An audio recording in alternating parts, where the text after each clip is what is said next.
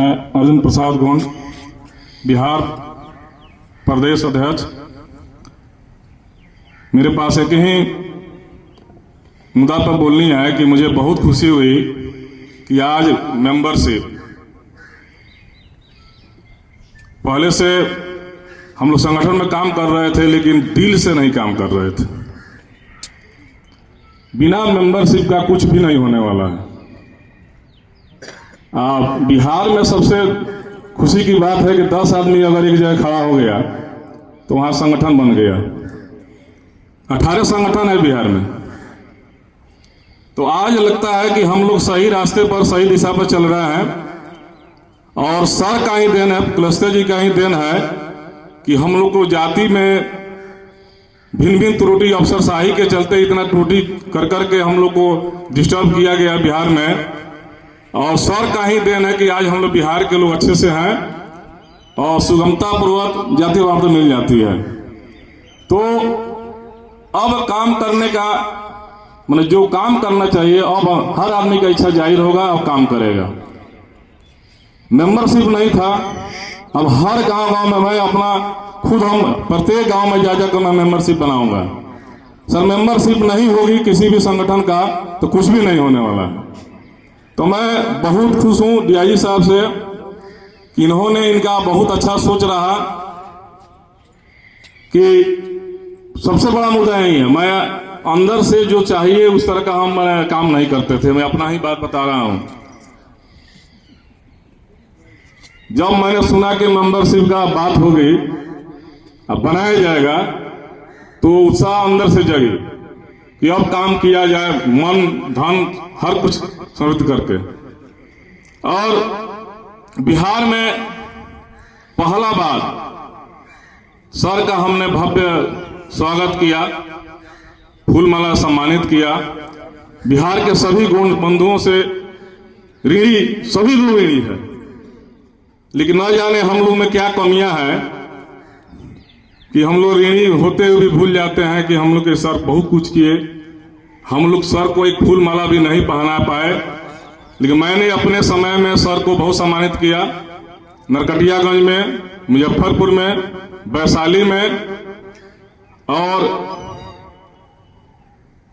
हम चाहेंगे कि अगला बैठक बिहार में राष्ट्रीय कमेटी का बैठक हो, मैं उसके लिए व्यवस्था करूंगा। मेरा सर से रिक्वेस्ट है,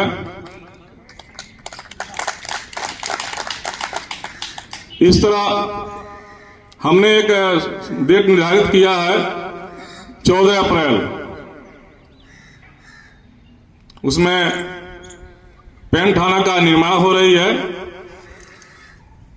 10 लाख रुपया के आसपास उसका मेरा एस्टिमेट है और काम जोर शोर पर चल रही है।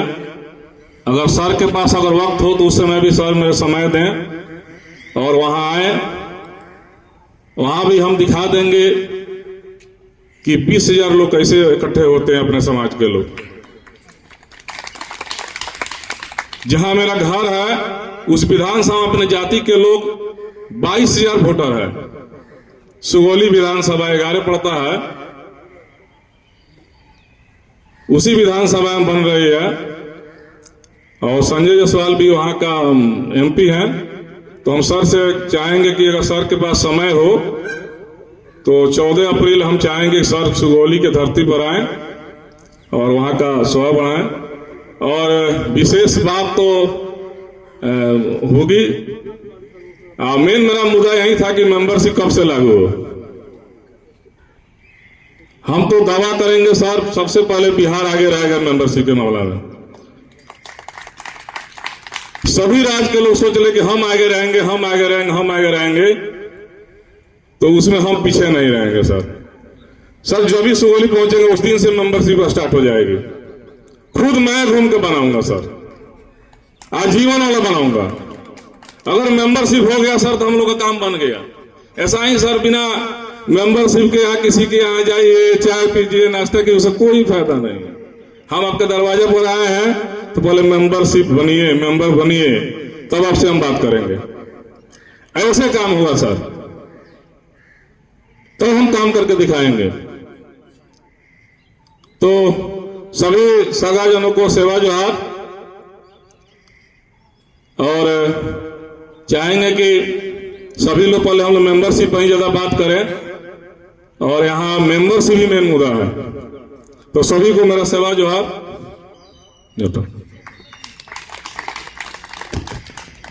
धन्यवाद अर्जुन जी, बहुत अच्छे विचार रखे आप। और यहाँ भी ज़्यादातर लोग चाहते हैं कि इस बिहार में एक बार बैठक हो। आज से करीबन 15 साल पहले की मैं बात कर रहा हूँ साहब। आपको हमारे गुजरात के अंदर कोई गोंड राजगोंड का कोई नाम भी कोई पूछोगा तो पता नहीं था साहब। गोंड और राजगोंड हम लोग अभी 7 राज्यों में, गुजरात में 7 राज्यों में हम लोग रहते, 7 जिले में। और वहाँ पे 15 साल पहले केएम मैत्री साहब आके उन्होंने सर्वे किया हमारा गोंड लोगों का, और आज उनके वजह से ही, मैत्री साहब के वजह से ही हमको कास्ट सर्टिफिकेट, जाति का प्रमाण पत्र आज के तारीख में हमको मिल रहा है। आधा 50% तो मिल चुका है साहब।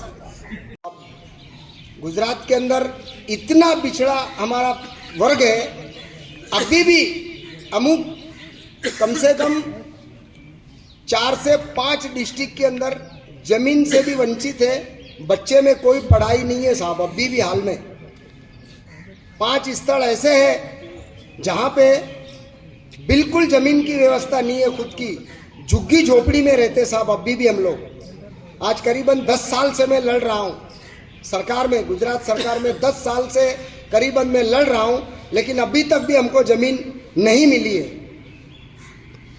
तो आपसे हमारी यही विनंती है साहब कि आपका हाथ वहाँ तक है और मदद तो करते ही हो साहब। मैं ये नहीं कह रहा हूँ कि आप बिल्कुल नहीं कर रहे हो, आप हमारे लिए तत्पर हो।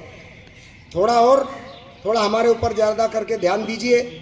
और आपने बोला है कि आप जुड़ जाओ। हमारा पूरा समाज गुजरात का इस अखिल भारतीय गोंड आदिवासी संघ के साथ हम जुड़े हैं और कायम के लिए हम जुड़े रहेंगे साहब। यही मेरी आपसे विनंती है और आभार व्यक्त करता हूं साहब। मनोज भाई, आप सम्मेलन करो, हम सभी आएंगे। धन्यवाद मनोज भाई। सम्मेलन के लिए सभी को आह्वान करो। और अभी मेरे को मैत्री साहब बता रहे थे कि कुछ अभी कौन सा महीना, मई महीने में प्रधानमंत्री का कुछ हो रहा है, बहुत बड़ा सम्मेलन, आदिवासी सम्मेलन। तो वो बोल रहे थे कि उसका 1 दिन पहले आप सम्मेलन करो, हम सब आ रहे। तो मेरी आपसे हाथ जोड़ के विनंती है, कुलस्ते साहब और अशोक जी साहब, डीआईजी सर, आप जरूर पधारिए और गुजरात में आकर हमारा गोंड समाज के लिए अवश्य कुछ ना कुछ जरा ध्यान दीजिए साहब। हम जरूर सम्मेलन रखेंगे साहब, हमारा गोंड समाज का हम जरूर सम्मेलन रखेंगे। धन्यवाद साहब। महारानी दुर्गावती अमर रहे, शंकर शाह रघुनाथ शाह अमर रहे। जोहार। मैं संजय जी के विचारों को, संजय गोंड के विचारों के साथ अपने विचारों को समाहित करते हुए कहना चाहता हूं कि जो हमारे राष्ट्रीय महासचिव साहब ने प्रस्ताव दिए हैं उसका पूर्णतः अक्षरशः समर्थन करता हूं, लेकिन कुछ उसमें संशोधन है। मैंने देखा है, गांव में जाकर देखा है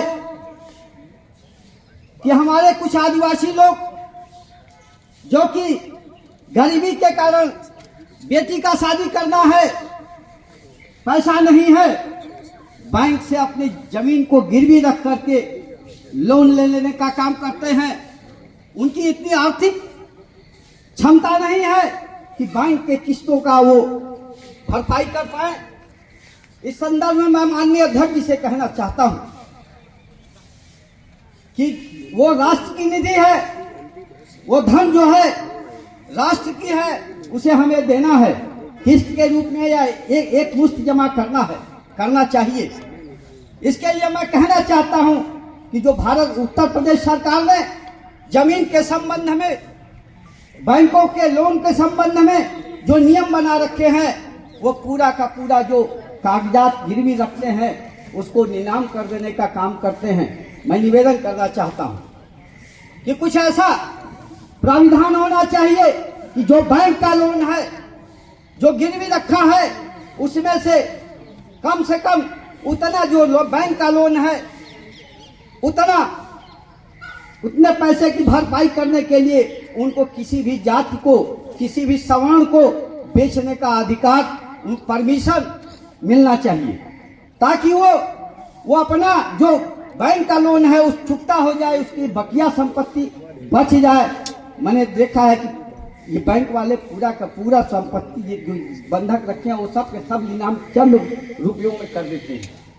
मैं महामंत्री जी से कहना चाहता हूं इस संबंध में भी विचार करके संशोधन किया जाए। मैं कहना चाहता हूं कि उत्तर प्रदेश में गोंड समाज के लोग, उनको अधिकार दिलाने वाले माननीय फग्गन सिंह कुलस्ते ने जो एक्ट नंबर 10 सन 2000 में संसद में रखने का काम किया, पोटाई जी ने जो तत्कालीन सांसद थे, उन्होंने हनुमान के रूप में कार्य करने का काम किया था। बहुमत से प्रस्ताव पारित हुआ था।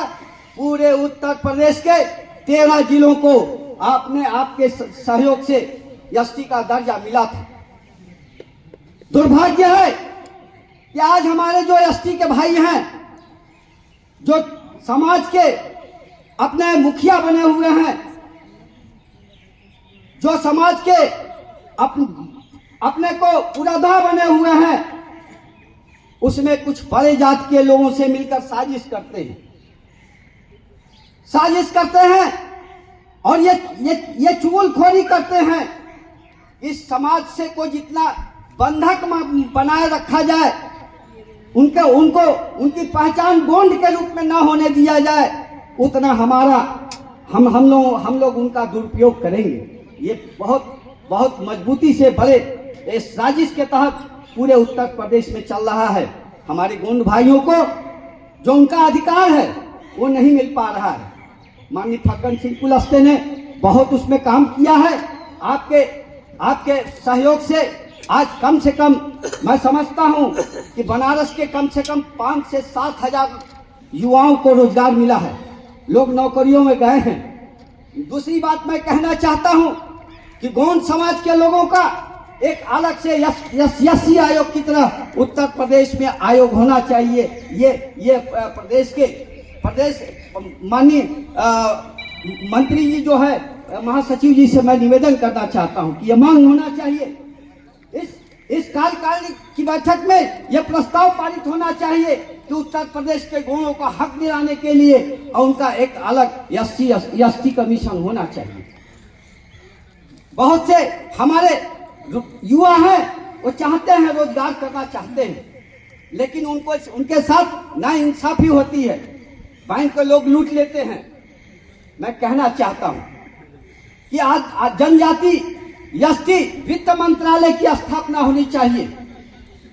वित्त निगम स्थापित होगा, जनजाति वित्त निगम स्थापित होगा तो जो युवा रोजगार करना चाहता है, सब्सिडी मिलेगी, उनको छूट मिलेगी, ब्याज नहीं लगेगा। युवा जो माननीय प्रधानमंत्री जी का सपना है, जो प्रधानमंत्री जी का सपना है स्टार्टअप का, यह सब चीजें जो है आदिवासियों को लाभ पहुंचाने का काम करेगी। मैं कहना चाहता हूं कि हमारे उत्तर प्रदेश के बहुत से बच्चे और बच्चियां पीएचडी कर रहे हैं, बहुत से बच्चे बच्चियां पीएचडी कर रहे हैं। उनके संबंध में जब वो फेलोशिप की बात करते हैं, जाते हैं राष्ट्रीय फेलोशिप की मांग करते हैं, तो वहाँ ये कहा जाता है कि उत्तर प्रदेश में कहाँ गोंड हैं, कहाँ एसटी के लोग हैं, कहाँ आदिवासी हैं। ये शिकायत है। मैं कहना चाहता हूँ महामंत्री जी से कि आप इस मुद्दे को उठाने का काम कीजिए, मांग करने का काम कीजिए कि हमारे उत्तर प्रदेश के जो नौजवान हैं, जो बहनें हैं, उनको फेलोशिप राष्ट्रीय स्तर पर मिलना चाहिए। मैंने देखा है इस बात, कई बच्चे हमारे समाज के जो पीएचडी कर रहे हैं उन्होंने भरा था फॉर्म, उनका फॉर्म रिजेक्ट कर दिया गया। मैं कहना चाहता हूं, हम लोगों ने, हमारे मनोज भाई हैं वाराणसी के अध्यक्ष हैं आदिवासी गोंड आदिवासी संघ के, इनके मन में आया कि ये समस्याओं से इन जो हमारे जो दानवों के रूप में समान लोग खड़े हैं, उनको कैसे उनको हम लोग परास्त करें। इन्होंने बड़ा विचार किया, उन्होंने हमसे कहा कि आप एक ऐसा प्रस्ताव बनाइए कि हम अपने कार्यकारिणी में प्रस्ताव पारित करें और माननीय नरेंद्र मोदी जी को वाराणसी में राष्ट्रीय स्तर पर सम्मान हम देने का काम करेंगे। आपसे मैं आग्रह करना चाहता हूं माननीय फग्गन सिंह कुलस्ते जी से कि माननीय नरेंद्र मोदी जी का आप कार्यक्रम लीजिए, बनारस का हर युवा आपके लिए खड़ा है। बातें हो रही थी आदिवासी समाज के अन्य लोगों से, उन्होंने भी कहा है कि हम आपके साथ हैं। हमारे नेता फग्गन सिंह कुलस्ते हैं, फग्गन सिंह कुलस्ते अगर जो चलते हैं मुख्य माननीय प्रधानमंत्री जी का कार्यक्रम लेने के लिए, मैं भी साथ रहूंगा। ऐसे आसाम राज्य के राज्यपाल माननीय लक्ष्मणाचार्य जी कहना था कि मैं फग्गन सिंह कुलस्ते जी के साथ चलूंगा और कार्यक्रम लेकर के पूरे, जब बनारस में कोई मोदी जी का कार्यक्रम होगा उससे पूरा उत्तर प्रदेश लाभान्वित होगा, उससे पूरा बिहार लाभान्वित होगा। मैं इन्हीं चंद शब्दों के साथ अपनी वाणी को विराम देते हुए समय देने के लिए धन्यवाद देते हैं। धन्यवाद। तो मध्य प्रदेश से कुछ नियुक्तियां हैं जो मैं अनुरोध करूंगा अपने राष्ट्रीय अध्यक्ष महोदय से, वो उनको प्रदान करेंगे। हर्ष मरकाम जी, ये बुके दो सबको सब करते हैं। हर्ष मरकाम जी सर। महासचिव श्री अशोक कुमार गोंड जी, पूरे देश से आए हुए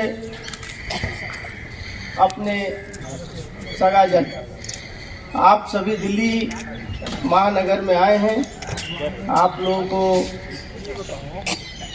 हार्दिक मैं बधाई देता हूं कि आप इतने दूर दूर से आए हैं। चूँकि मैं दिल्ली में रहता हूं तो मैं दिल्ली की बात करूंगा, बाकी प्रदेशों, चूँकि मैं राष्ट्रीय सचिव हूं तो पूरे देश की बात करनी है, तो सबसे प्रथम दिल्ली प्रदेश अध्यक्ष का न आना, और महासचिव जी ने कोई ऐसा रोड मैप दिल्ली के लिए कोई दिया नहीं कि कैसे सदस्यता अभियान चलाएंगे, कैसे अपने हर जिले से कमेटी गठित करेंगे। अभी इनका सागरपुर से प्रदेश अध्यक्ष का कहीं अपने समाज में संपर्क ही नहीं हो पाया है। तो मैं आग्रह करूंगा राष्ट्रीय नेतृत्व से कि यदि वो कार्य करने में सक्षम नहीं है तो उस दिन निर्णय जो हुआ था जनता के मत के अनुसार उनको बना दिया जाए और जवान कर करता है, तो मैं इसको करूंगा। दूसरी बात यह है कि अपने जनजाति मंत्रालय में ओबीसी के लोगों को 8 लाख तक का छूट है फेलोशिप के लिए, स्कॉलरशिप के लिए। अपने एसटी समाज को 6 लाख तक का ही छूट है। मुझे इस बात की जानकारी जब हुई, जब मैं जनजातीय मंत्रालय में अपने पुत्र के लिए गया तो बोला जी आपका 6 लाख से ज़्यादा इनकम है ईयरली, इसलिए आपको 1 लाख का फायदा नहीं मिलेगा। तो इस पर विचार करने की ज़रूरत है और इस संबंध में जनजाति मंत्रालय को लिखना चाहिए कि अपने लोगों को फायदा, कोई इसका इनकम का समय वो होना ही नहीं चाहिए कि 6 लाख और 8 लाख जनजाति SC/ST के लिए। चूँकि जनजाति मंत्रालय रेणुका सिंह जी थी, मैं गया था, अर्जुन मुंडा जी वो थे, तो उनका कहना है कि एक्ट में बदलाव ही नहीं हुआ है, बहुत पुराना एक्ट है। तो आपसे आग्रह है अध्यक्ष महोदय कि इस पर विचार करने की कृपा करें। कर्नाटक का संगठन अभी तक का सबसे अच्छा संगठन चल रहा है। अपने बिहार में जितने भी जिले हैं, उस जिले में जिला अध्यक्ष का चुनाव प्रदेश अध्यक्ष आए हैं, जल्दी से जल्दी करें। और जो महासचिव हैं, आपको मैं सुझाव देता हूं कि महासचिव पे विचार करें, क्योंकि दोनों ही सर्विस वाले हैं। सर्विस वाले व्यक्ति को ज़्यादा समय नहीं मिल पाता है, तो कोई सामाजिक कार्यकर्ता हो, चाहे किसी भी क्षेत्र से हो, उनको रखने का कृपा करें या सरकारी महासचिव नियुक्त कर, क्योंकि बिहार में कहीं भी कई जगह अभी दिक्कत आ गया है। अभी कैमूर की घटना हमने व्हाट्सएप के माध्यम से वो किया है कि उन्होंने केंद्र सरकार को, बिहार सरकार को चिट्ठी लिख दिया है कि केंद्र सरकार ने ओबीसी की सूची में जो विभेद था हटाया नहीं है। तो मैं आग्रह करूंगा राष्ट्रीय नेतृत्व से कि बिहार की समस्या पर, इस विचार पर हम लोगों ने कई करस्पॉन्डेंस किया है। माननीय सामाजिक न्याय अधिकारिता मंत्री श्री वीरेंद्र कुमार जी को 2-3 चिट्ठी गई है। तो मैं अध्यक्ष जी से आग्रह करूंगा कि उस पर विचार करने का कष्ट करें, ताकि बिहार के लोगों को बार बार दूसरे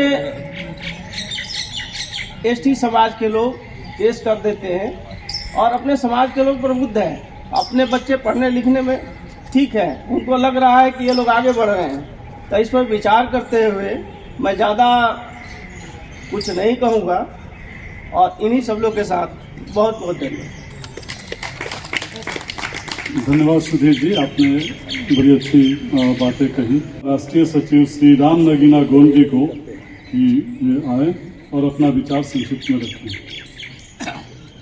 आदरणीय सभापति महोदय, हमारे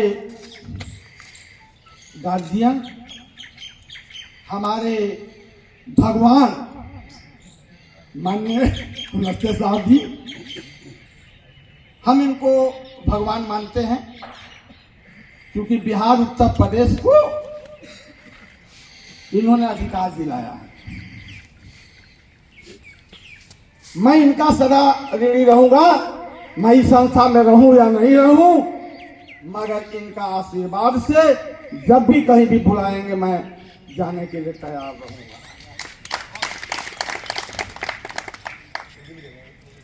यह संस्था जिस उद्देश्य से बना था,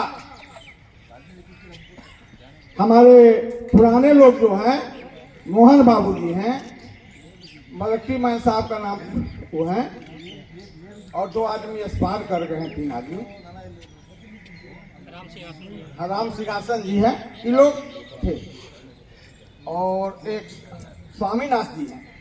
ये लोग शुरू से जब तक संस्था बना था, हम लोगों ने निर्माण किया था, उस समय से इन लोगों ने था, किस दुख दर्द के लिए हम लोगों ने किया था, उस दुख दर्द को हम लोग जानते हैं।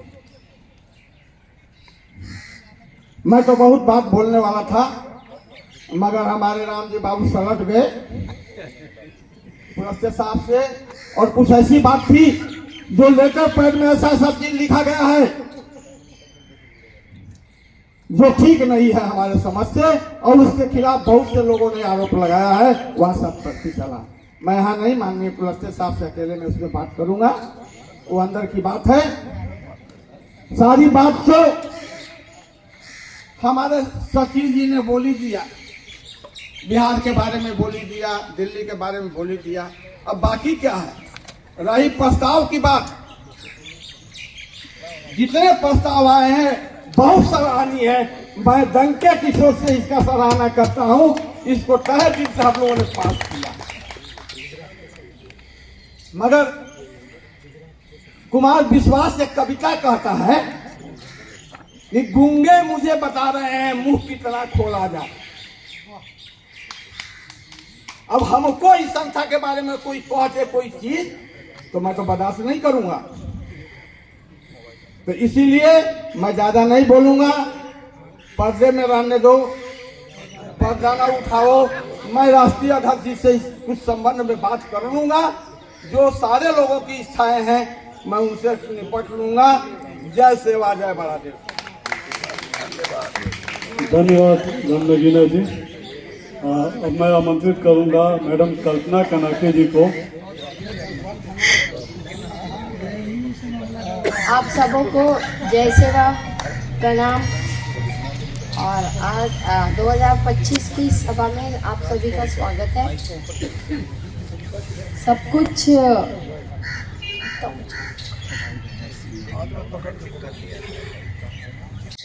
बहुत कुछ बोलना था पर उसमें से आधे पॉइंट उन्होंने कवर कर लिए हमारे लल्लन जी ने, और पहले ही बोल दिया कि थोड़ा संक्षिप्त में बोलो। तो ये तो गलत है, महिलाओं को संक्षिप्त में क्या बोलना है? महिलाओं को प्राथमिकता है, कोटा है 50%। अच्छा, महिलाएं ज्यादा बोले। ज्यादा नहीं, थोड़ा लास्ट में टाइम दिया है तो अगली बार से पहले चाहिए ताकि हम पूरी बात तो रख सके। बहुत सारी कंप्लेंट्स है प्रेसिडेंट सर के बारे में, चेयरमैन सर के बारे में, लल्लन जी के बारे में। मैं महाराष्ट्र से लेकर आई हूँ बहुत सारी कंप्लेंट्स महिलाओं की। अब दूसरी पार्टी वाले भी घुस रहे हैं इस संघ में, घुसना अच्छी बात है, लेकिन हमारे चेयरमैन साहब को भी उल्टा सीधा बोल रहे हैं। तो थोड़े से लोगों से मैं लड़ाई करके आई हूँ। और राजा साहब है हमारे दुर्वे जी, मैं ये कहना चाहती हूँ महाराष्ट्र के वो बहुत पक्के और बहुत जानदार शानदार इंसान है। उनको टिकट नहीं दी, नहीं तो मैं चुन के लाती। सच कह रही हूँ, क्योंकि महाराष्ट्र की हूँ ना मैं। मुझे ये कहना है कि हमारे लिए कोई जगह नहीं है, ऑफिस नहीं है, कुछ नहीं है, बट दुर्वे जी भैया के पास बहुत सारे किले हैं। तो हम दूसरी क्यों ढूंढे जगह? उनके घर पर ही ऑफिस है, होना चाहिए। और हमारे आदिवासी लोगों के लिए रहने की सुविधा करना चाहिए। खाना तो एक दिन का है।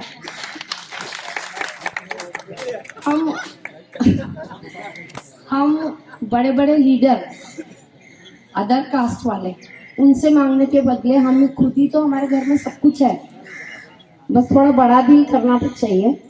हाँ है उनका बहुत बड़ा दिल है। उन्होंने बहुत अच्छी अच्छी बातें बताई है, आप लोगों ने सुनी है, और मैं उनका पूरा सपोर्ट करती हूँ महाराष्ट्र की होने के नाते। दिल्ली में सिर्फ सर्विस की 34 साल, किसी ने सपोर्ट नहीं किया मुझे।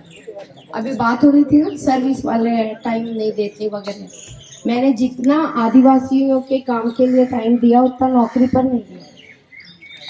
4 साल की छुट्टियां मेरी गई, कोई बात नहीं, मैं बहुत खुश हूँ। पद के बिना भी काम कर सकती हूँ, पर पद देने से थोड़ी इज्जत बढ़ जाती है। जहाँ वहाँ सिर्फ लल्लन जी का और अशोक जी का फोटो देखती हूँ। तो मैं चाहती हूँ कि महिलाओं को भी सेंट्रल में उतनी ही तवज्जो दी जाए। हम काम नहीं करते क्या? हम अनपढ़ थोड़ी है। तो मैं चाह रही हूँ इक्वल स्टेटस देना चाहिए। अभी सर ने बोला ना 50% है, 60% दो ना। घर में माँ की बहुत जरूरत है। 90% दे दें हम पावर में रहे तो 90% दे दें हम। हाँ, तो हम तभी तो सपोर्ट कर पाएंगे दुर्वे जी का। मध्य प्रदेश में इतने किले हैं, तो हमारे लोग वहाँ भी तो ऑफिस मांग सकते हैं ना। हम दूसरों की जगह मांग के सब लोग बुढ़े हो गए, सब लोग बुढ़े हो गए। मैं खुद भी यहाँ पर मैं 89 में आई थी, आज तक भी वही हूँ। नौकरी प्रमोशन की बातें करते हैं, अभी तक कहाँ थे? एससी कमीशन अलग हो गया। भूरिया जी के पास जाके हाथ पैर जोड़ती थी, बूटा सिंह जी के पास जाके। तो आप लोगों की एज के सब लोग थे, किसी ने कुछ नहीं किया। अभी हमारे कास्ट के क्यों नहीं बनते चेयरमैन? मुझे तो कुछ लोगों पर डाउट है कि वो आदिवासी है ही नहीं, मगर बड़े बड़े ओहदे पर बैठे, और उनके पीए सारे पंडित लोग रहते। क्यों? हमें नहीं आता कि पीए बनना। मैं कुलस्ते जी से यही रिक्वेस्ट कर रही हूँ हाथ जोड़ के कि समाज पे ध्यान देना है तो पहले आपको जागरूक होना पड़ेगा समाज के बारे में। ऐसी मीटिंग है मैंने अभी 11 साल से अटेंड की, परिषद की मीटिंग मैंने 28 साल अटेंड की। क्या हुआ?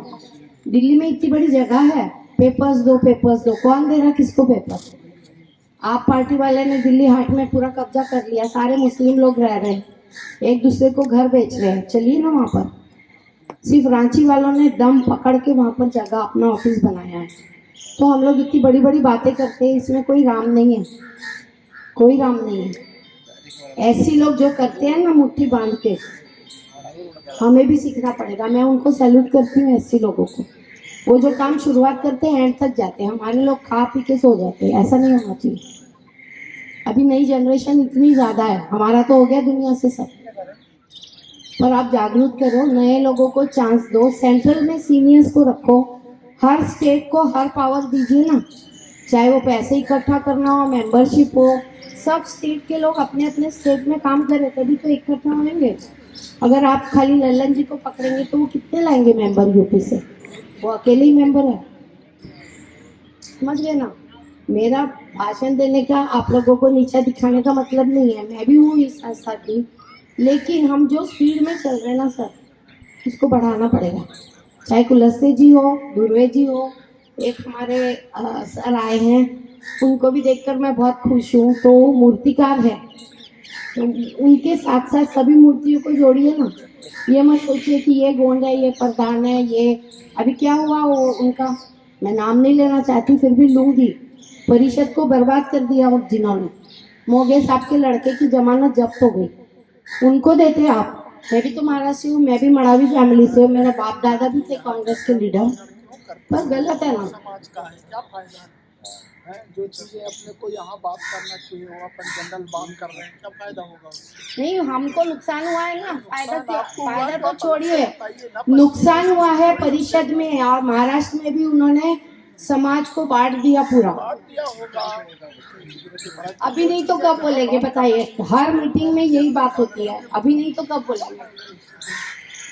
इसीलिए तो मैं डायस पे आती नहीं हूँ, क्योंकि मैं सच बोलती हूँ। मेरी चाहे बुराई कर कीजिए आप, मुझे कोई परवाह नहीं है। गौड़ संघ के लिए इसके ऑर्गेनाइजेशन के बारे में एक लाइन आपने बोली नहीं। गौड़ संघ के लिए तो बोल रही हूँ, समाज बांट दिया ना। नहीं क्या है, कहीं इधर की बात मेंबरशिप के लिए जहाँ भी बोलो ना तो आप गोंड है क्या पूछते हैं? मैं तो प्रधान हूँ। मैं ये कहना चाह रही हूँ कि हर स्टेट में हर बंदे को आप बनाइए आदिवासियों को, सारे ही गोंड है, तभी तो फाइनेंस इकट्ठा होगा ना।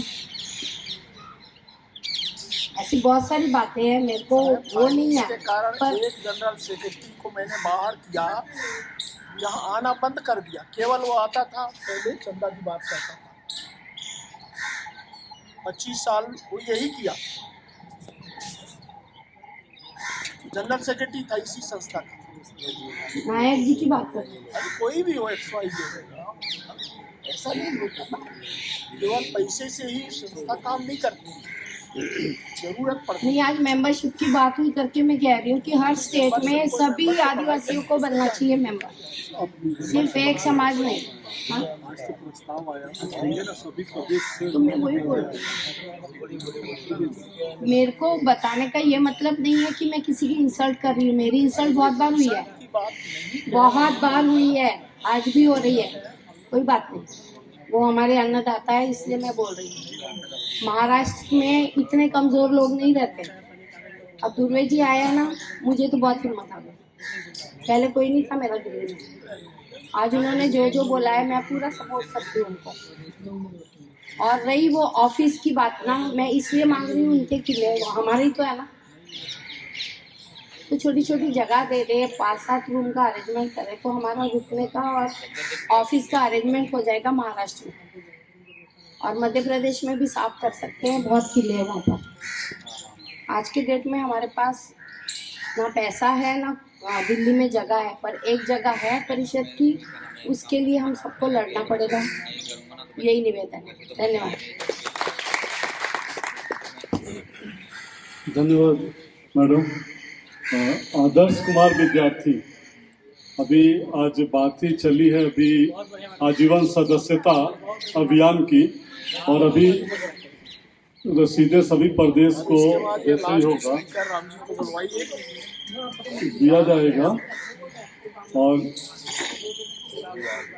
तुरंत जो है इस पर कार्य करते हुए आदर्श कुमार विद्यार्थी जी ने 10 लोगों की आजीवन सदस्यता 11,000 रुपये कलेक्ट किए हैं और चाहते हैं कि ये राष्ट्रीय अध्यक्ष महोदय को ये सौंपना चाहते हैं। तो मैं निवेदन करूंगा राष्ट्रीय अध्यक्ष महोदय से कि इसे ये अपने आदिवासी लोग दिल्ली में आकर के रोजी रोटी के चक्कर में अपना यहाँ पर मेहनत मजदूरी करते हैं, लेकिन उनका स्टेटस आदिवासी का दिल्ली में है नहीं। इसके लिए अभी तक किसी ने बोला नहीं, क्योंकि कल ही दिल्ली में भाजपा का सरकार बन चुका है। अभी मुख्यमंत्री कौन बनेगा ये पता नहीं है, लेकिन यहाँ का अध्यक्ष जय सचदेवा साहब है। यहाँ से लेटर जाएगा माननीय पुलिस साहब का, ये फॉरवर्डिंग लेटर के अनुसार जाएगा और दिल्ली में जो है आदिवासी का स्टेटस होना चाहिए वो विधानसभा में पारित होगा। विधानसभा से पारित होकर जाएगा पार्लियामेंट कमेटी को जाएगा। कमेटी फिर उसके बाद से पार्लियामेंट में पुटअप करेगी, बहस होगा और बहस के होने के बाद फिर कमेटी को भेजेगी नोटिफिकेशन करने के लिए, तब जाके स्टेटस होगा एमडीसी में और ये दिल्ली में कहीं इसका ये आदिवासियों का स्टेटस नहीं है। हम लोग का जो सर्वे जब आया था चुनाव का तो उसमें बोला कि आदिवासी नहीं लिखना है, सिर्फ आप पेंसिल से लिख दीजिए, आप बाद में मिटा के हम लोग मिटा देंगे। तो ये तो हाल है, आदिवासियों का कहीं भी अस्तित्व नहीं है जब तक लड़ाई नहीं करोगे। अभी तो बीजेपी की सरकार है, बीजेपी की सरकार में नहीं होगा तो अब किसी की सरकार में नहीं होगा। आप लोग जो है बीजेपी के सरकार के ऊपर दबाव दे करके आदिवासी का स्टेटस जो है यहाँ पर कराएं, तभी जा करके हक मिलेगा, वरना हक नहीं मिलेगा। जय हिंद। धन्यवाद, आपने बहुत अच्छी बात कही और यह पहले ही राष्ट्रीय अध्यक्ष महोदय ने निर्देशित किया हुआ है कि सरकार बने उसके बाद हम लोग जो है दिल्ली के लिए एक 10 सूत्रीय मांग जो है आज के इस बैठक की अध्यक्षता करें हमारे राष्ट्रीय अध्यक्ष श्री फग्गन सिंह कुलस्ते जी।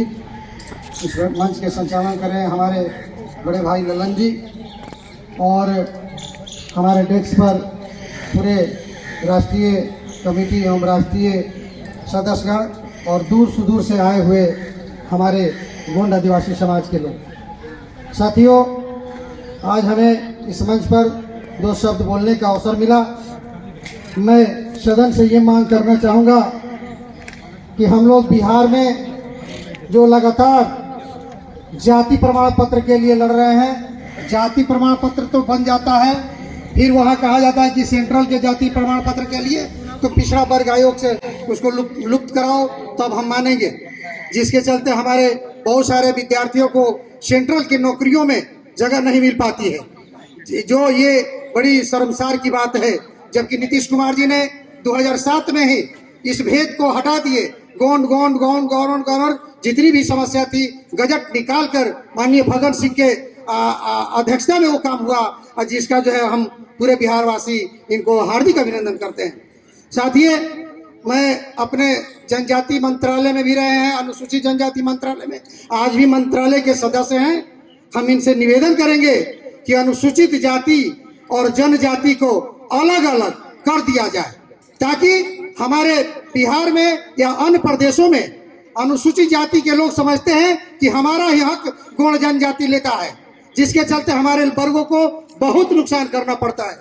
और दूसरी ये बात है कि हम राष्ट्रीय कमेटी से मांग करेंगे, मैं खुद राष्ट्रीय कमेटी में संगठन सचिव के रूप में हूं, कि कहीं भी अगर उन्हें बुलाया जाए, कोई कार्यक्रम हो, तो अगर वहां से मांग पत्र होता है कि आप हमारे यहाँ आए, तो हम चाहेंगे सदन के लोगों से, राष्ट्रीय कमेटी के लोगों से कि वो वहाँ यहाँ आए और हम लोग के कार्यक्रम जैसे बक्सर हो या आपके चंपारण या कहीं भी हो तो आप बुलाए तो आने का कष्ट करे।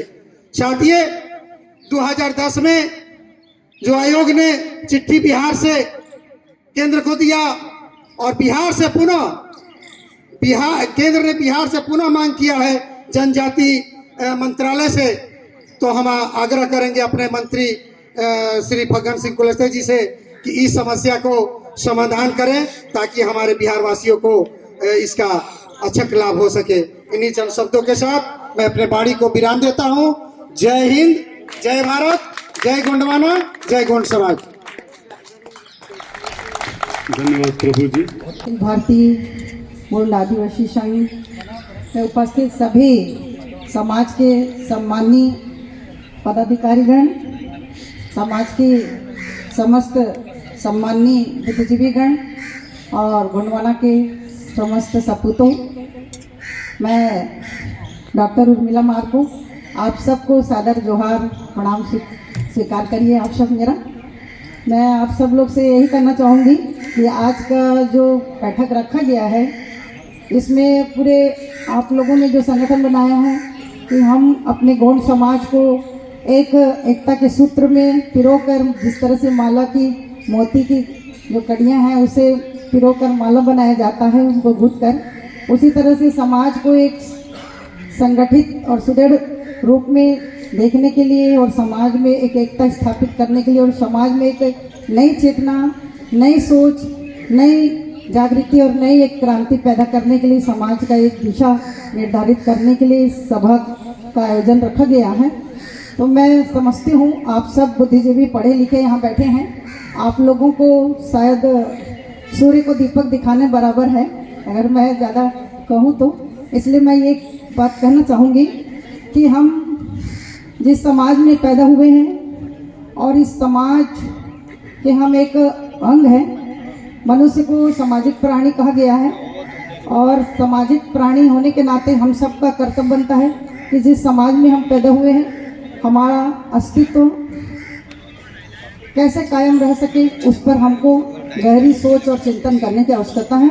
और साथ ही हमारे जो गोंड समाज है सदियों से हमारी परंपरा रही है, हमें किसी दूसरे अन्य वर्ग, अन्य धर्म, अन्य समाज का अनुसरण करने की जरूरत नहीं है। हमारी संस्कृति, हमारी धरोहर अपने आप में अमिट है। साथियों, इतिहास में भी आप इतिहास के पन्ने खोलकर देखेंगे तो आपको आईने की तरह साफ झलकता नजर आएगा। हमें किसी की नकल करने की जरूरत नहीं है। इस समाज ने बहुत कुछ दिया है, हमको केवल उसको संजो के रखना है, अपनी संस्कृति को बचाकर रखना है, अपनी पहचान को। इसलिए मैं कहना चाहूँगी आप सबको, जो भरा नहीं है भाव से, जो भरा नहीं है भाव से जिसमें बहती रसधार नहीं, जो भरा नहीं है भाव से जिसमें बहती रसधार नहीं, वह हृदय नहीं पत्थर है, वह हृदय नहीं पत्थर है जिसके हृदय में अपने समाज के प्रति प्यार नहीं, प्यार नहीं, प्यार नहीं। और साथियों, हम सबको अपने अस्तित्व को, अपनी आदिवासियत को, अपने गोंड समाज की पहचान को बरकरार रखने की ज़रूरत है। आज अगर हमें आरक्षण हमको नहीं मिला होता तो शायद हमारे लोग आज विधायक, मंत्री, सांसद और पंच, सरपंच नहीं बन पाते आज, जिसके कारण से हम लोग गरजते हैं। लेकिन कुछ लोग हमारे समाज के ऐसे भी लोग हैं जो अपने आप को गोंड कहना भी, बताना भी शर्म महसूस करते हैं। तो ये हम लोग नहीं होनी चाहिए। मैंने अपने बिलासपुर जिला में 1500 फर्जी आदिवासी लोगों का नौकरी खाई। अभी एक आदमी मेरे पास में आया था। अभी पंचायत चुनाव हो रहा है, जनपद चुनाव हो रहा है, जिला पंचायत चुनाव हो रहा है हमारे छत्तीसगढ़ में। तो वहाँ पर भी बहुत सारे ऐसे लोग हैं जो हमारे आदिवासी लड़कियों को पत्नी बना के रख लेते हैं और उसके बाद में उनका लाभ वो लोग लेते हैं, ज़मीन खरीदते हैं पंचायतों में। और जहाँ पर माने प्रतिनिधित्व का मौका मिलता है वहाँ पर वो जो वास्तविक में जो आदिवासी है वो नहीं पहुँच पाता है और फर्जी लोग जो हैं वहाँ पर पहुँच जाते हैं। तो इन सब के लिए भी सामाजिक रूप से हमको लड़ाई लड़ने की ज़रूरत है। जितने भी हमारे वीर वीरांगना, जो अभी हमारे पूर्व वक्ता लोगों ने कहा कि हम उनके शहादत दिवस हम मनाने का हमारा औचित्य तभी पूर्ण होगा जब हम उन थोड़ी बहुत उनके कार्यों को, उनके किए गए प्रयासों को, उनके त्याग, उनके बलिदान और समाज के लिए उन लोगों ने जो कार्य किया, शायद हम लोग उतना नहीं कर सकते, लेकिन थोड़ी बहुत हम उनके पद चिन्हों में चलने की कोशिश करें तो शायद हमारा समाज सही दिशा पे जा सकता है। इसलिए मैं आप सभी बुद्धिजीवियों से चाहूँगी कि हम अपने गोंड समाज के अस्तित्व को कभी मिटने ना दें। थोड़ी बहुत हमारा पहचान है। मैं उत्तर प्रदेश भी आज से नहीं जा रही, हमारे वकील साहब बैठे हुए हैं सूर्यकांत जी, हम अपनी मूर्ति वाले भैया हैं, उनके भी घर में हम गए थे, गुड़ खा के आए थे, पानी पी के आए थे। सबके घर में उस समय में कम उम्र की थी, सब पूरे बनारस में घूमी थी। जब पहली बार मैं बनारस में वहाँ पर जब भाषण दे रही थी तो लोग वहाँ मेरे को डराने के लिए पत्थर फेंक फेंक के मारते थे। तो मैंने कहा कि मैंने आप लोग यूपी वाले हैं, हमको डराना चाहते हो तो भाई कोई माई का लाल, तो मैंने कहा कि सामने आके वार करो, हम आप लोग यूपी वाले हैं तो हम भी छत्तीसगढ़ वाले हैं। तो फिर वो पत्थर मारना बंद हो गया। आज मुझे खुशी होता है, कम से कम यूपी में हमारे भाई लोग जागरूक नहीं थे, आज काफ़ी जागरूक हो गए हैं। बिहार के भी भाई लोग आए हुए हैं। हम बहुत सारे मेडिकल और इंजीनियरिंग कॉलेज की बहुत सारी, मेरे लिखने से बहुत सारे लोगों की नौकरी गई, तो कुछ हमारे गोपालगंज के लोग भी आए हैं, वहाँ के भी रेलवे में भर्ती थे वहाँ बिलासपुर में, तो उन लोगों की भी वहाँ से उनका दाखिला खत्म करने के लिए नोटिस जारी हो गया था। तो फिर मेरे घर में आए तो मैंने फिर उनको लिख के दिया कि हमारे समाज के लोग हैं, तब फिर उनका दाखिला हुआ। तो ऐसा है कि हम लोगों को हमारे मन में जो कोई भी उत्तर प्रदेश, बिहार, जहाँ भी पूरे राष्ट्रीय स्तर में जहाँ भी हमारे गोड़ भाई लोग हैं, तो हमारा रंग जो है, खून का रंग जो है लाल पीला हरा नीला नहीं है। हम लोगों की सोच, हमारी विचार, हमारी मानसिकता संकुचित नहीं होनी चाहिए। हम सब एक होकर अगर हम समाज के हित में सोचते हैं तो मैं समझती हूँ बेहतर होगा और समाज का विकास होगा। इन सभी लोगों से, मैं आप सबसे, बुद्धिजीवी लोगों से यही चाहूँगी कि आप सब इस समाज के एक अंग हैं, और जिस तरह से बच्चा जब पैदा होता है, माँ के गर्भ से बाहर आता है, तो बच्चा रोता और बिलखता हुआ पैदा होता है। इसलिए रोता और बिलखता हुआ बच्चा पैदा होता है कि आज से मैं अपने माता पिता का ऋणी हो गया, इस धरती माता का ऋणी हो गया, समाज का ऋणी हो गया और राष्ट्र का ऋणी हो गया। इसलिए वो बच्चा माँ के गर्भ से जब बाहर इस धरती में आता है तो रोता और बिलखता हुआ पैदा होता है।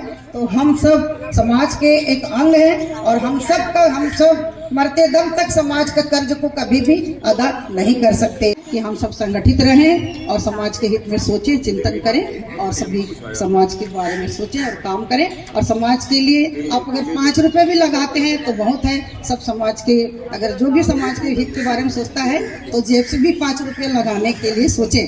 मैं तो समाज के लिए, जब भी मेरे पास पैसे भी नहीं रहता है, अभी मैं आई आप लोग के पास में, तो मैंने अपने भैया से बोली कि नहीं, वहाँ वो हमारी दीदी कल्पना मुझे बोली कि वहाँ पर मीटिंग हो रहा है कुलस्ते भैया के वहाँ पर, और गौंड समाज का, आपको चलना है। बहुत जिद करी, मैं बोली ठीक है करी। तो मुझे रिजर्वेशन भी नहीं मिला था, फिर मैंने वेटिंग में था, फिर भी मैं आ गई यहाँ आप लोग का दर्शन करने के लिए, और आप सब ने मुझे इस मौका दिया 2 शब्द बोलने के लिए, इसके लिए बहुत बहुत धन्यवाद। और आप सब समाज के बुद्धिजीवी, समाज के गुणवाना के एक अंग हैं। मैं आप सब लोग से चाहती हूँ कि समाज में मातृशक्ति पितृशक्ति दोनों ही समाज की समानता का भागीदारी का निर्वहन करें, तभी हमारा समाज आगे बढ़ेगा। यही शुभकामनाओं के साथ मैं अपने शब्दों के विराम देती हूँ। सबको जय जोहार, जय ठाकुरदेव, जय बुढ़ादेव, जय झूलेलाल। धन्यवाद मैडम, बहुत अच्छी बात आपने कही, बहुत अच्छा। आवाज तेज करके नारा दीजिए, बोलिए भारत माता की जय, भारत माता की जय। गौंड एकता जिंदाबाद, जिंदाबाद जिंदाबाद, गौंड एकता जिंदाबाद, जिंदाबाद जिंदाबाद। महारानी दुर्गावती अमर रहे, अमर रहे, अमर रहे, महारानी दुर्गावती अमर रहे, अमर रहे, अमर रहे। एक तीर एक निशान, एक तीर एक निशान। आदिवासी एक समान। बहुत बहुत धन्यवाद। मंचासीन अखिल भारतीय गौड़ आदिवासी संघ के राष्ट्रीय अध्यक्ष और गौड़ आदिवासी समाज के कुलभूषण, कुल नायक, हमारे अभिभावक आदरणीय फग्गन सिंह कुलस्ते जी, मंच पर उपस्थित संगठन के राष्ट्रीय महासचिव आदरणीय अशोक कुमार शाह जी, मंच पर उपस्थित द्वयम राष्ट्रीय उपाध्यक्ष रामजी सिंह गौड़ जी, मोहन प्रसाद गौड़ जी, आज के इस कार्यक्रम का संचालन कर रहे हैं भाई ललन प्रसाद गौड़ जी, मंचासीन सभी राष्ट्रीय पदाधिकारीगण, सभी प्रदेशों के माननीय अध्यक्षगण, और पूरे देश से विभिन्न प्रदेशों से आए हुए सभी गौड़ समाज के सभी प्रदेशों के माननीय सभी कार्यकर्ता बंधु, एक छोटी सी कहावत है कि वैसे सभी गौड़ आदिवासी शेर हैं, सिर्फ जगने की देर है। तो जगाने के लिए बार बार कार्यक्रम होते रहते हैं। देखिए अभी बहन या कुछ लोग कह रहे थे कि जब तक हम संगठित नहीं होंगे तब तक हमारा कोई कार्य सफल नहीं होगा। ये सही बात है कि संगठन का मतलब ही होता है कि संगठित होना, और जब हम संगठन को संगठित करके कार्य करेंगे तो निश्चित हमारे समस्या का समाधान होगा। हाँ, इतना जरूर मैं कहना चाहता हूं आज के इस कार्य समिति में कि जो भी प्रस्ताव आए हैं, पहले तो व्यक्तिगत रूप से आज मैं उनका समर्थन करता हूं, और मैं अनुरोध करना चाहता हूं राष्ट्रीय महासचिव जी से और राष्ट्रीय अध्यक्ष जी से कि चाहे बिरसा मुंडा जी की जयंती हो, महारानी दुर्गावती जी का जयंती हो, या कोई भी ऐसा महापुरुषों का कार्यक्रम हो, तो यहाँ से कार्यक्रम बना करके सभी प्रदेशों में जाए। जब यहाँ से कार्यक्रम बना करके सभी प्रदेशों में जाएगा तो वहाँ का प्रदेश अध्यक्ष समझेगा कि हमें इस कार्यक्रम को अच्छे तरीके से करना चाहिए। और इतना ही नहीं, मैं ये भी कहना चाहता हूँ उस कार्यक्रम के निमित्त हर प्रदेश में उस कार्यक्रम के निमित्त एक एक प्रभारी बना करके भेजे जाए कि वो अपने अगुवाई में, अपने देख रेख में वहाँ कार्यक्रम दिव्य और भव्य कार्यक्रम करावे, ताकि उस प्रदेश में भी लगे कि वहाँ आदिवासी निवास करते हैं। जैसे कि आदिवासी तो हैं, उत्तर प्रदेश का रहने वाला हूँ, काफी तादाद है हमारी, लेकिन क्या है कि वहाँ हम अपने को गौड़ कहने में शर्म जैसे आती है। मुझे नहीं आती है, लेकिन बहुत से लोग हैं जो अपने को गौड़ नहीं कहते। मैं तो सीना चौड़ा करके कहता हूँ कि मैं राधे श्याम गौड़, और मैं ये भी कहता हूँ कि मैं उस कुल का हूँ कि जो भारत की आजादी में, भारत को एक देश के निर्माण में गौड़ आदिवासियों का जितना राज्य था उन सभी ने सहर्ष दिया, तब जाके अखंड भारत का निर्माण हुआ। तो इसलिए हाँ, ये जरूर है कि उत्तर प्रदेश की कुछ समस्या है। मैं माननीय अध्यक्ष जी को, माननीय महासचिव जी को और माननीय उपाध्यक्ष जी के संज्ञान में लाना चाहता हूं कि उत्तर प्रदेश में 2% आरक्षण है एसटी का।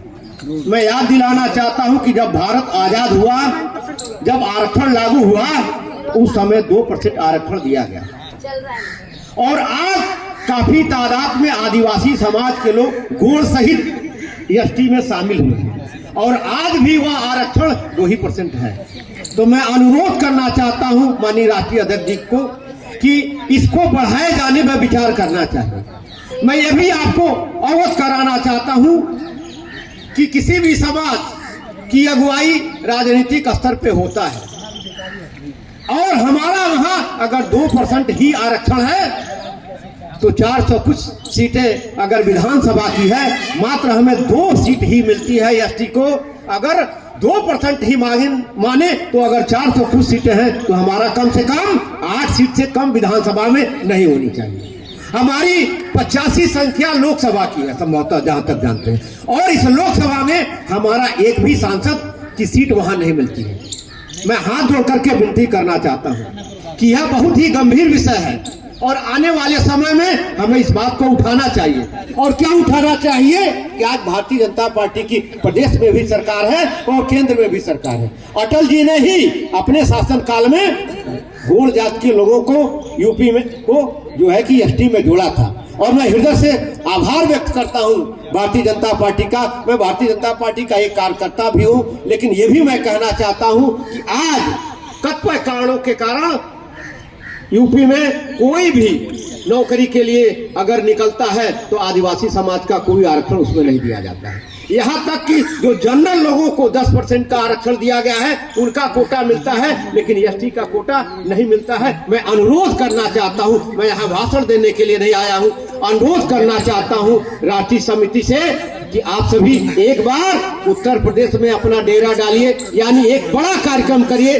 मैं अनुरोध करना चाहूंगा कि हम बड़ा से बड़ा कार्यक्रम करेंगे, और संभव हो तो माननीय मुख्यमंत्री जी को भी बुलाया जाए, और उत्तर प्रदेश की जो समस्या है जहाँ तक ये भी मैं आपसे बताना चाहता हूँ कि वहाँ बहुत से जिलों में आज भी जाति प्रमाण पत्र नहीं बनाए जाते हैं। बहुत से हमारे भाइयों का प्रमाण पत्र जो बने हुए हैं उन्हें खारिज किया जाता है। यह बहुत ही अशोभनीय बातें हैं। हम सरकार में हैं, हमारी डबल इंजन की सरकार है। अगर हम आज सुधार नहीं कर पाए तो आने वाले समय में हमें बहुत नुकसान उठाना पड़ेगा। इन्हीं सब बातों के साथ हम अपनी वाणी को विराम देते हैं। जय हिंद, जय भारत, जय गौड़ समाज। बहुत अच्छा लगा कि व्यथा भी सुनाना चाहिए। हमारे गार्जियन हमारे सामने अध्यक्ष जी बैठे हुए हैं, उन्हीं के सामने हम जो भी कहना चाहते हैं कह रहे हैं। संघ का विस्तार के लिए हुआ था कि संघ का विस्तार कैसे हो, संघ किस प्रकार काम करे।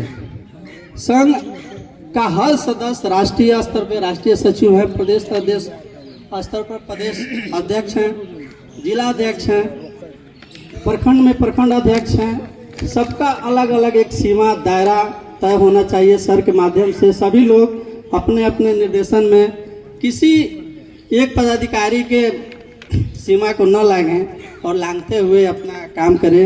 हम बिहार से आते हैं और बिहार से सर कहना यही चाहेंगे कि आज जो भी बिहार में है हमारे अध्यक्ष महोदय के मेहरबानी पर ही है। और आज 5 लाख के लगभग आबादी है बिहार में। गोंड समाज की 5 लाख की लगभग आबादी है। हमारी 2 विधानसभा का सीट है, 1 विधान परिषद का, लेकिन हमारे गोंड समुदाय से एक भी नहीं है। ये हमारे गोंड समुदाय में एकता की कमी को दिखाता है कि हम संगठित नहीं हैं और हम राजनीतिक भागीदारी हमारे हाथ से निकलते जा रही है। इसलिए हम अध्यक्ष महोदय से विनती करेंगे कि एक बार हमारे बिहार में आइए और बिहार में आपका जो समाज है, मोती रूपी समाज है, वो बिखरा पड़ा है, उसको अपने संघ के माध्यम से उस संघ रूपी धागा से बांधकर एक माला तैयार कीजिए और हमारे गोंड समुदाय को बिहार में एक समान राजनीतिक भागीदारी के तौर पर देने का प्रयास किया जाए। हम फिर से सर का आभार व्यक्त करते हैं, हमको मंच पर बोलने का मौका दिया गया। इसे जय सेवा, जय बड़ादेव। धन्यवाद जुनेद जी।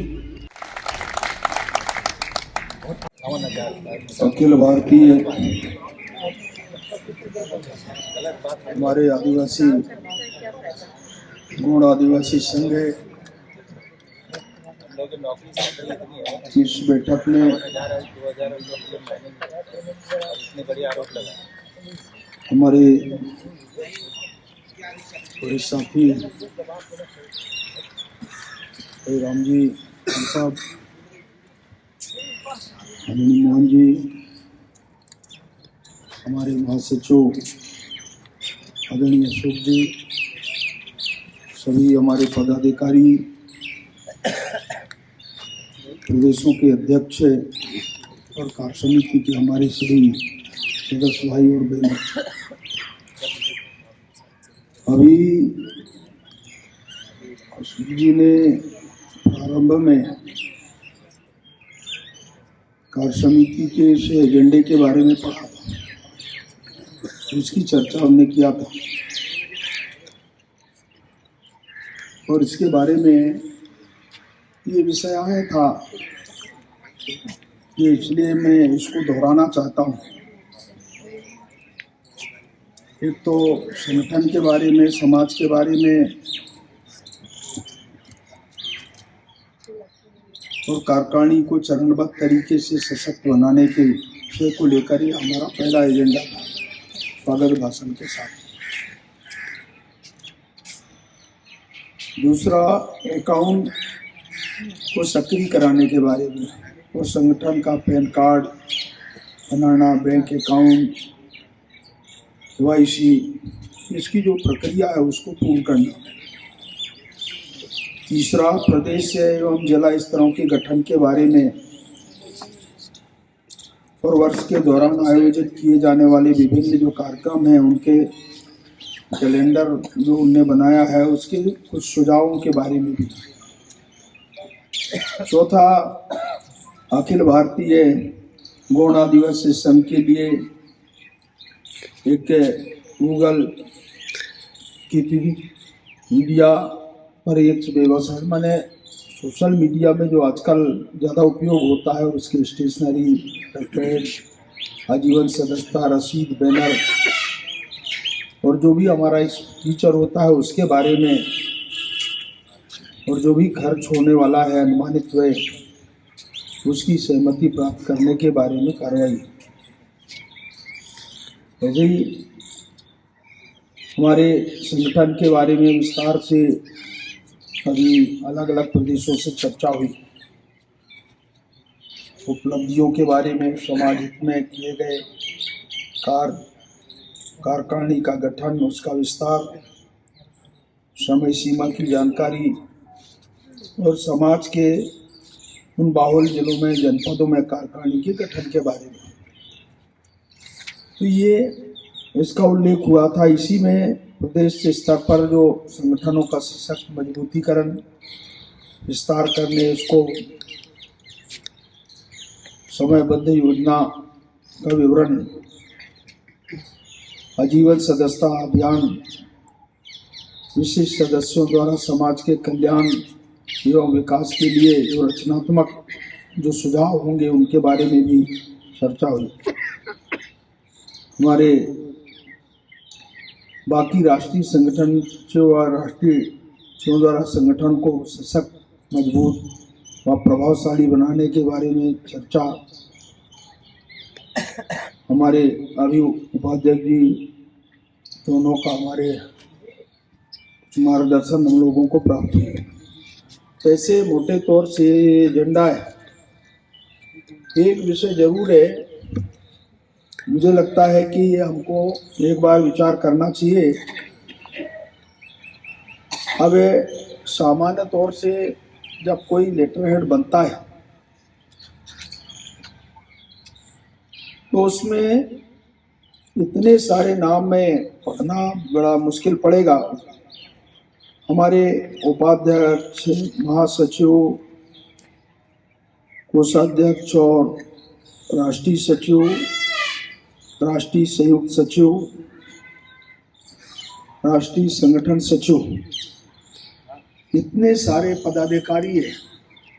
एक लेटर हेड पे ये नाम संभव हो भी नहीं सकते।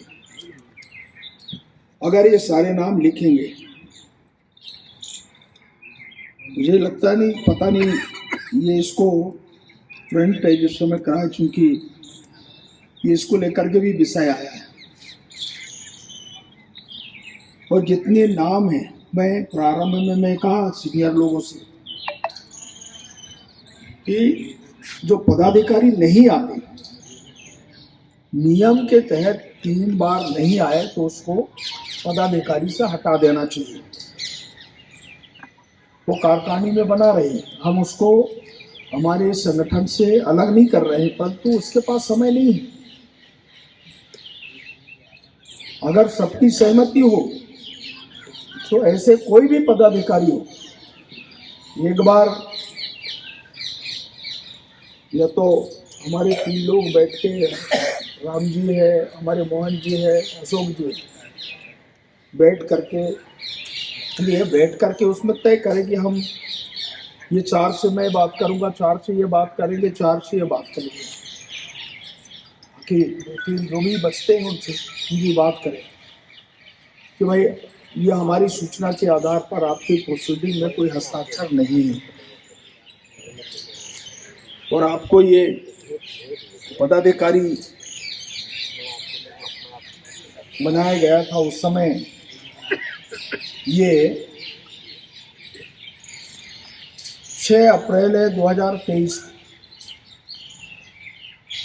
ये सूची मेरे हाथ में है। जब मैंने जारी किया था उस समय पूरे अनुमोदन के बाद, अगर नहीं आएंगे तो क्या करना चाहिए उसके बारे में। नियम तो यही कहता है कि उनको पदाधिकारी पे आकर सदस्य में रख दीजिएगा। वही मैं कह रहा हूँ कि भाई कार्यकारिणी में रहे हो, पर पदाधिकारी उनको रखना नहीं रखना एक बार बात कर लें। ये जो भी है रजिस्टर आप देख लीजिए कौन कौन नहीं आते।